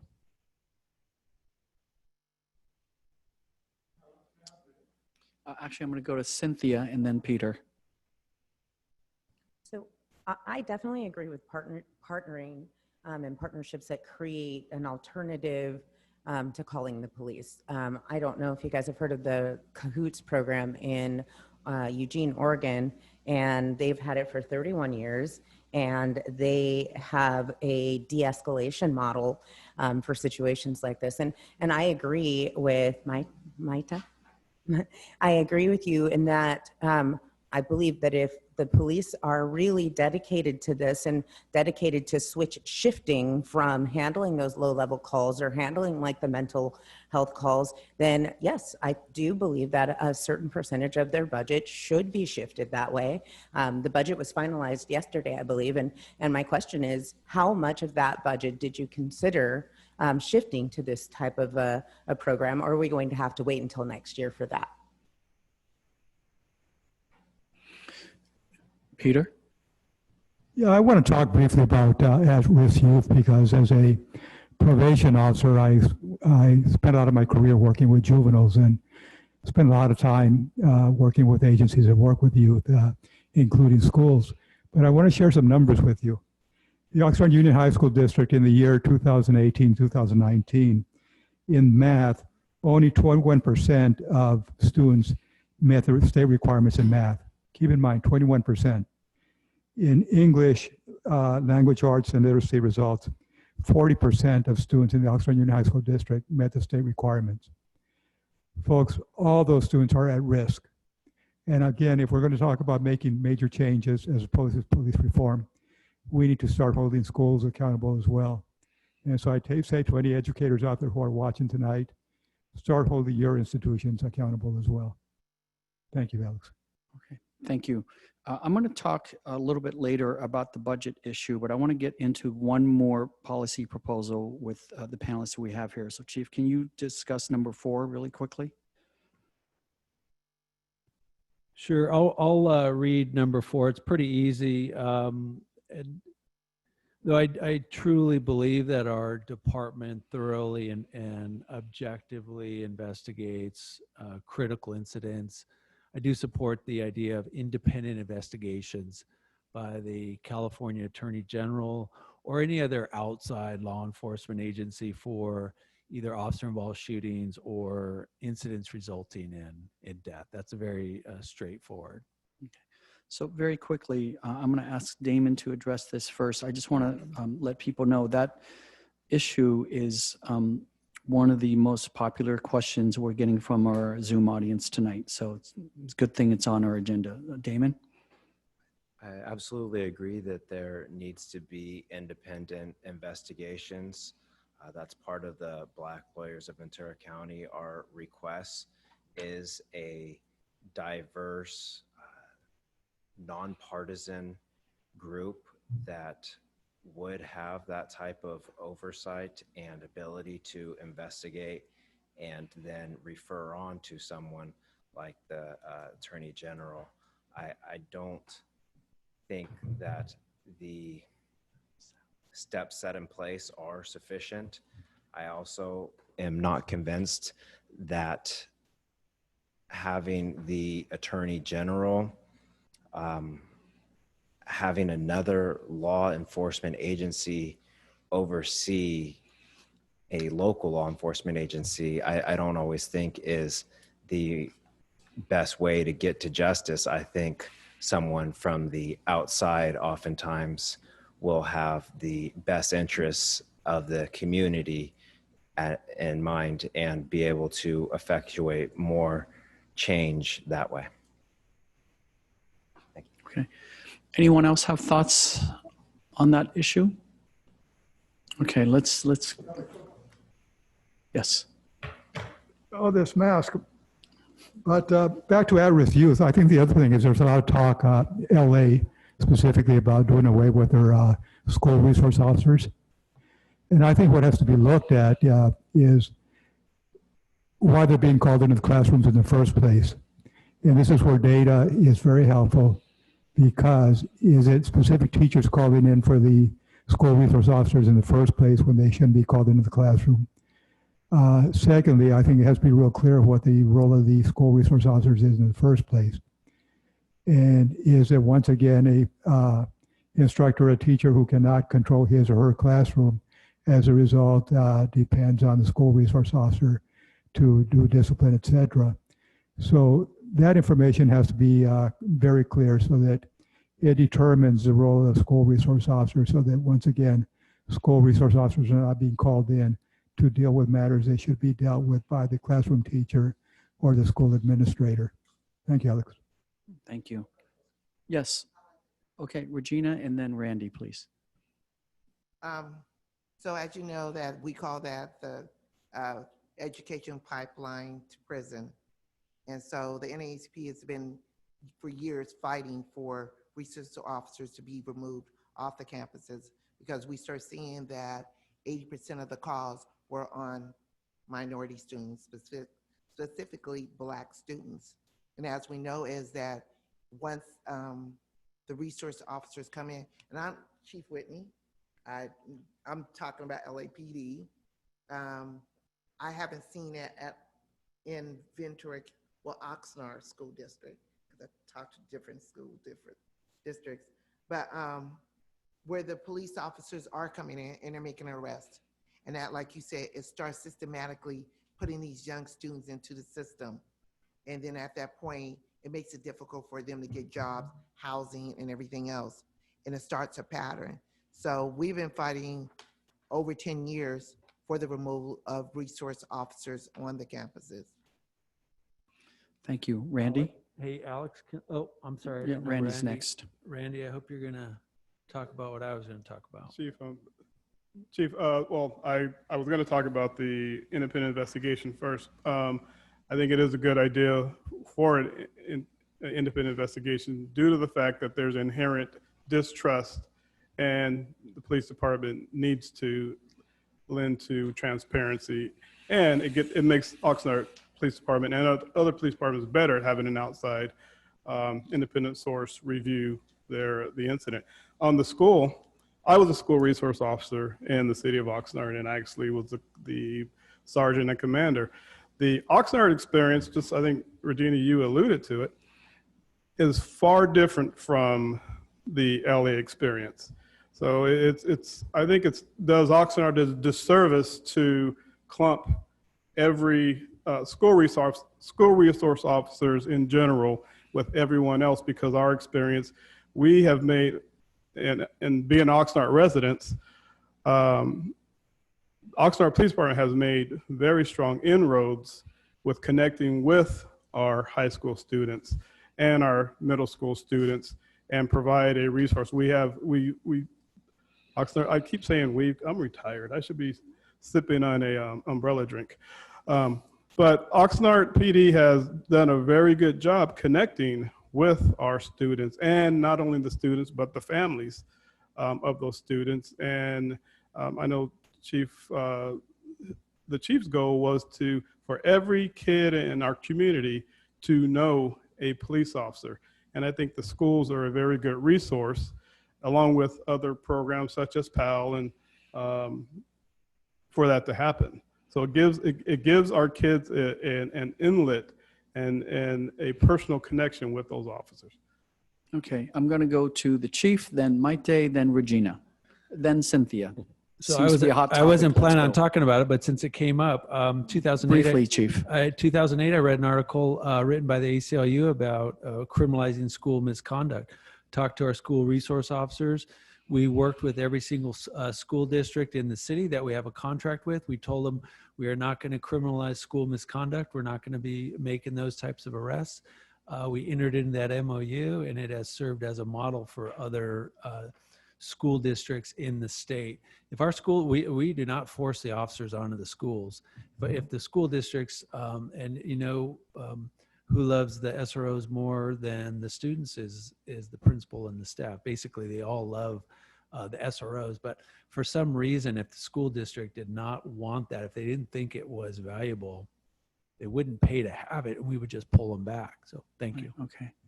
I think Maite, then Regina, then Cynthia. I hope that's the correct order, but let's go. I would say, as someone who was recently in high school about 4 years ago, that I think the presence of police enforcement in schools sends a clear message to the students that we are potential criminals and that we need to be looked after in that way. Although I feel like school resource officers do provide a good relationship with the students there, I do think that it sends a message of saying you need to be watched and you need to be policed in schools, which I think is very negative. And then I think also allows for the criminalization of kids at a very young age.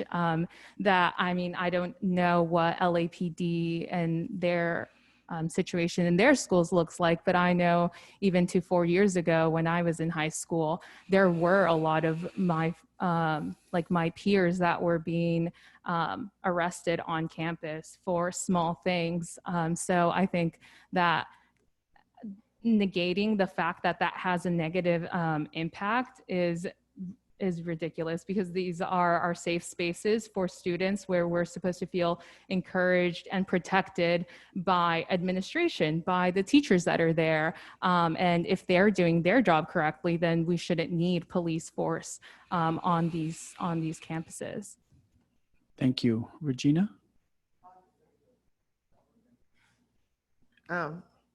Randy, I have to debate you. And that's why we're here. I'm sorry. In 2010, we had an incident where an officer at Oxnard High School pulled a gun on a group of students and it turned into a mini riot that we had to go down there and basically stop it. And this was not under your time. So I have to say that. I don't recall who the police chief was, and I know it wasn't Jerry Williams. But at the time, I don't think that leadership at that time realized what the culture was on the campuses. And so we had an officer at Oxnard High School, and there was another incident where the officers did things where the kids were reacting. And I had to watch these kids say, this is ongoing. We feel like criminals. And we had students that were honor students at Oxnard High School that were being criminalized. So for us to ignore it didn't happen in Oxnard, it absolutely did happen in Oxnard. So what I can say is I can commend leadership now after that incident, taking steps to try to correct it. It still goes back to institutional racism and the culture of what the officers have. You talked about retraining. There's a whole lot of retraining that needs to be done. And sadly, I know of an incident. Kid learned from one of the officers at Oxnard High School. Years later, he pulled him over, and the kid said he acted like he didn't know me. And his friends came around, other officers, and incited it. So there is a systemic issue, and we're not going to pretend Oxnard doesn't have it. And again, I do appreciate you, listening to me when I complain about these different things and saying to his officers, zero tolerance. This is years, decades of this going on. I'm wondering, how do we stop that? How do we really remove it? And that was the only thing I'd say. Thank you, Cynthia. And then Peter. So I'm a little torn when it comes to the SRO issue, because as a parent, of course, I think SRO and I think very quick response if something happens on the campus and my child is on this campus. But then I think about it as a minority, and I think about it from that perspective. And for the most part, in minority neighborhoods, when the police come into your neighborhood, it's not a fun reason. It's because they're coming because there's a problem. And so those same kids go to school and they see the SRO on campus, and that negative connotation is still there. And that thought is, well, I'm a criminal because when they came into my neighborhood, I was a criminal. I will definitely commend OPD on their dedication to having better relationships with the community. And I feel like that's always going to be something that they have to strive towards because of what happens, and because people are arrested, they have this, they're upset and they're afraid of the police. However, when it comes to school, I agree with some of the other panelists in that when these officers are on campus, the children often think, I'm a criminal, that's why they're here. But I will also say that I believe that the SROs, with more training regarding children, some child development or psychology, something, before they're placed at the school, I think that it will help them be better role models. And two, I agree, police should handle police issues. They shouldn't enforce school rules. Thank you. So next is Peter and then Randy. Yeah, so I wanted to reiterate what the chief said, because I agree with it 100%.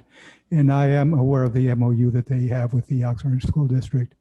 And I think that by and large, the officers do a very good job out there, but there's always a concern that's been voiced about how these students perceive officers on campus.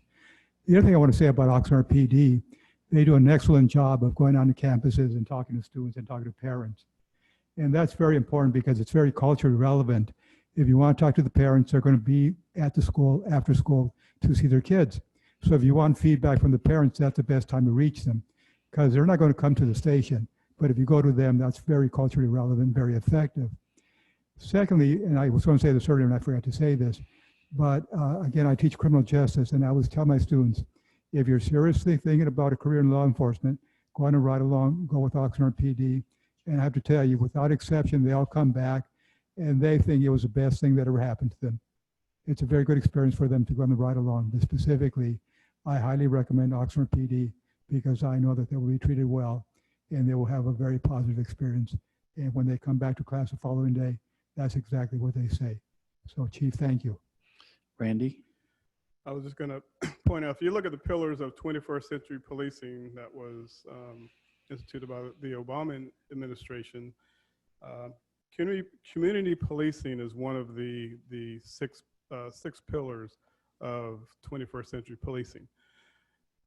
Now, if you look at a school campus, you have thousands of our citizens who are impressionable, and community policing, you have an officer who was selected because of their special skills to deal with those students. Just like, yeah, my mic's on. Just like officers are expected to go into our communities and form relationships with those neighborhoods and get to know the neighborhoods, what better place for those officers to interact and show that they are part of this community and care about our community. I was assigned to our PAL program back in the early 2000s, where I'm still getting contacted by kids on a daily basis.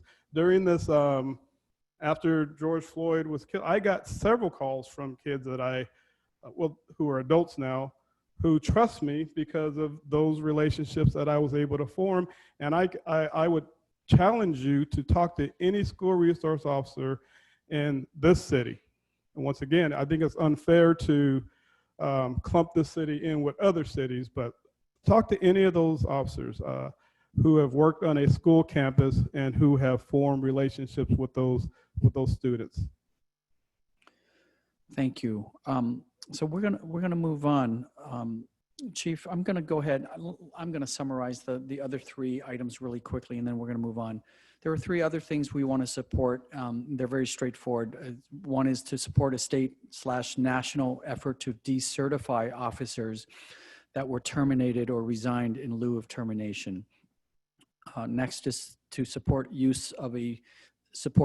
creating a use of force database nationwide, and also to support the state's post-certified and statewide crowd control measures. So we're not going to have time to get into those tonight. I want to move on with the little time we have left because we've had such good conversation so far with a few questions that are sent in. There were several questions about funding. So I'm going to address that very briefly. In terms of how we handle the city budget or any large organization, we're not going to make any drastic decisions on a dime. It's just not going to happen. It's unrealistic, and it would not be well thought out or smart. With regard to taking police funds to fund a variety of other programs, it doesn't work that way because first of all, it's not a zero-sum game with regard to the city's budget. A lot of social and public health services are funded through the state via the county. So those are different buckets of public dollars. And education dollars also don't come from cities. So they're very different buckets. So our responsibility and our interest and our commitment to improving our department is not mutually exclusive from the other various efforts that are needed across our community. So going forward, based on the changes that we want to make, it may or may not impact the city police department's budget. And it's something that we will discuss along the way. But again, it's not something we would have done in the last few months because we've been developing the annual budget over the last 5 months. So it just doesn't work that way. And again, it cannot be a zero-sum game. That just doesn't work. All right, so now I'm going to go to one of the questions we received. Chief, how many complaints of excessive force does Oxnard PD have on an annual basis? How many of those were proven true compared to how many contacts the officers make in a year? Multi-part question about complaints of excessive force. Yep. Thank you. I like this. I'm a stats person. We could all say subjective things, but at some point the stats do matter. Our officers respond to over 100,000 calls for service every year, somewhere between 30 and 40,000 contacts, either pedestrian stops or traffic stops. We usually get a handful of excessive force complaints a year, probably from 3 to 5. 2009, last year we got 2. Both of those complaints with the body-worn cameras, because 95+% of every use of force is the body camera is turned on. And both of those complaints we're able to resolve fairly quickly with the body-worn camera. Okay. Speaking of body cameras, there were several questions about, do we have them? Are they on all the time? How expensive is it? Can you briefly address our policies and use of body-worn cameras? Sure. We're the first department in the county. I'm going to ask one of my assistant chiefs to text me real quick how much it costs. We were the first department in the county to have body-worn cameras. We got those in 2016. The cost is over $300,000 per year. Essentially, every officer that is out doing enforcement has one. We have a policy that you have to turn them on every time you have some type of enforcement contact. This is a question that can be answered by anyone that wants to. What are the alternate solutions to the rising needs for policing around homelessness, mental illness, drug dependency, and chronic offenders, taking into consideration the current budget deficit in Oxnard, what are the realistic and immediate responses going to be?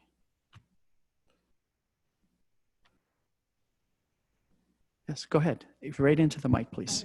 I would say that an alternative to policing would just be to invest in preventive measures so we don't have a lot of homelessness, so we don't have a lot of people with mental health issues, and providing them with the programs that will help them there. So I think instead of increasing policing around those issues, we should be trying to solve them before they become issues that have to involve police enforcement.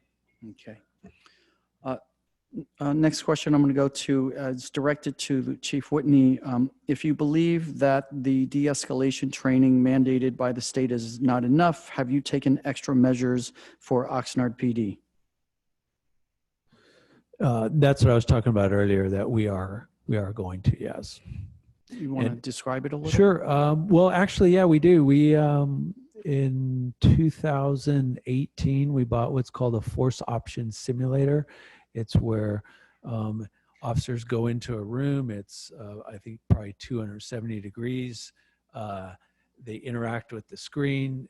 We give them scenarios because we know that when officers are put in stressful situations, not any officer, any person, when you're put in stressful situations, your mind and your body doesn't always work together, and your thinking mind isn't always on. So similar to, like, if you think about it from the fight or flight perspective. So we put officers in those situations and we run different scenarios so that they make better decisions. So that's part of the de-escalation as well. Okay.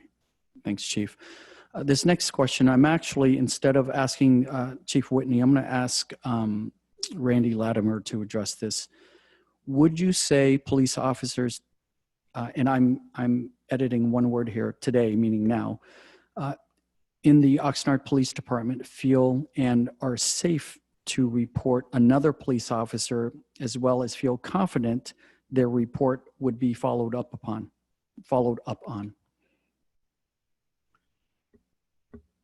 I can speak from experience, and you know, you have to go to culture of police work and just the I guess camaraderie, or the, you know, there's what's called a thin blue line, but I think the command staff and the policy set by Oxnard Police Department, core values, the hiring system, and the fact that everything is recorded.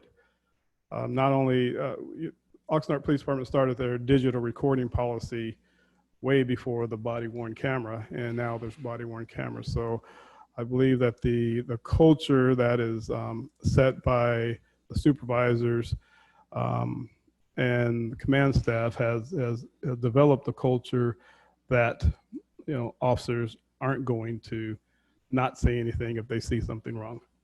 Okay.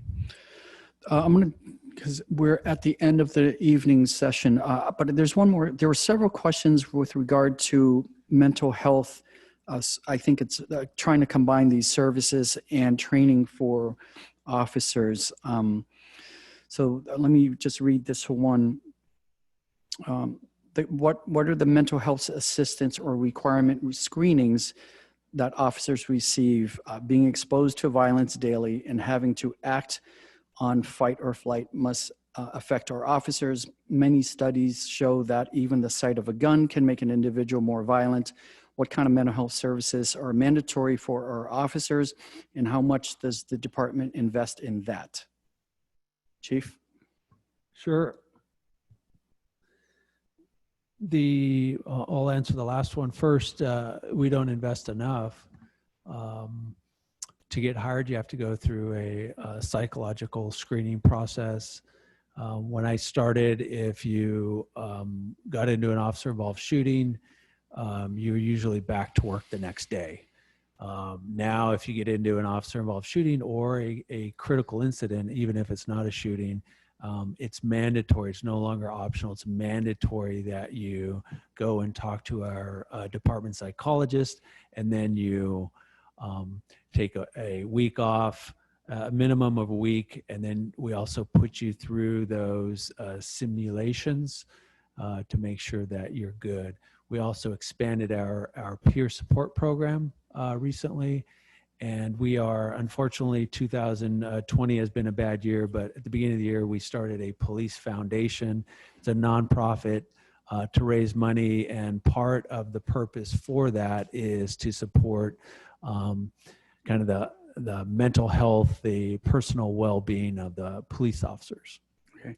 There's one more related question I want to get to, but because it touches on a topic we talked about earlier tonight, which has to do with when we're hiring. So the question is, are there psychological tests used as part of the application process? There are tests that reveal personality traits such as implicit bias, tendency to overreact in the face of danger, and possible emotional instability. Is that part of the screening process when we're bringing on board new officers? So the answer is yes. Randy was actually part of our, he was in our recruiting process. So Randy, if you want to add more to that, but the answer is yes. Every officer goes through the background process. It does screen out people that are going to overreact. I'm not sure about the implicit bias issue. Yeah, and to echo that, I was in charge of training. I actually conduct background investigations for several law enforcement agencies and public agencies in the state of California.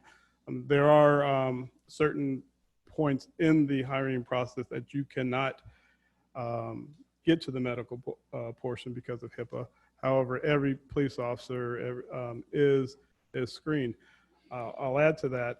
The screening process needs to start on the selection process and asking the appropriate questions also, in reading and having a qualified person that knows how to read people and ask the right questions, whether you have indicators of a person that's not going to be a good fit for the job.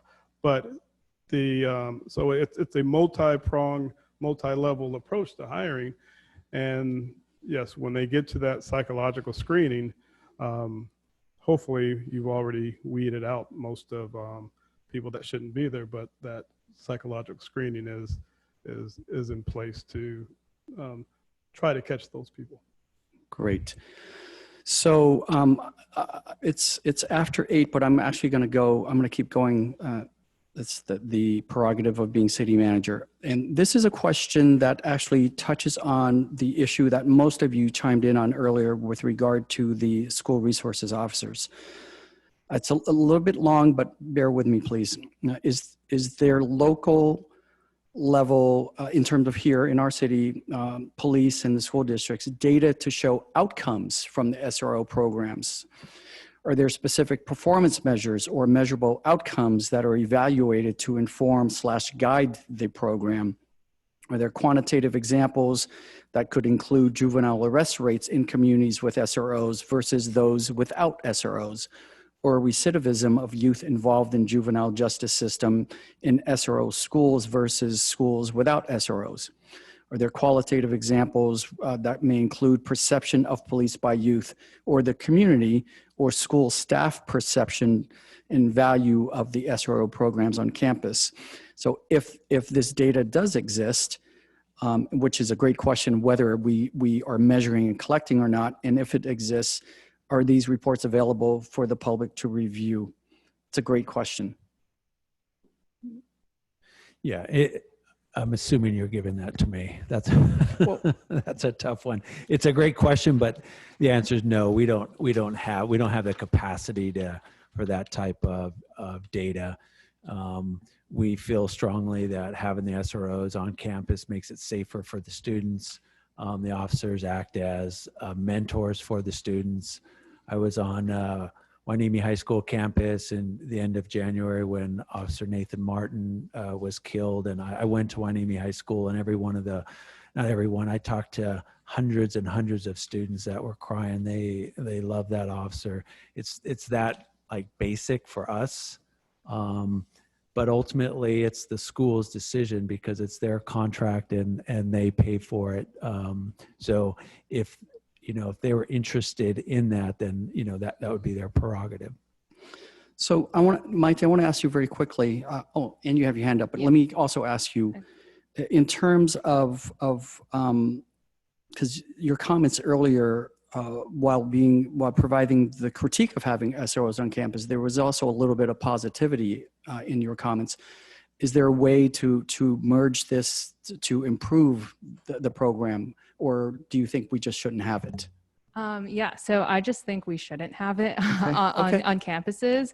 And even just from hearing like Randy talk about the positive experience that he was able to make and that other police officers have been able to make, what I hear and take away from that is that students need mentors in schools. Like students need to have adults that they can look up to, that know that they are cared for and that will be there to protect them.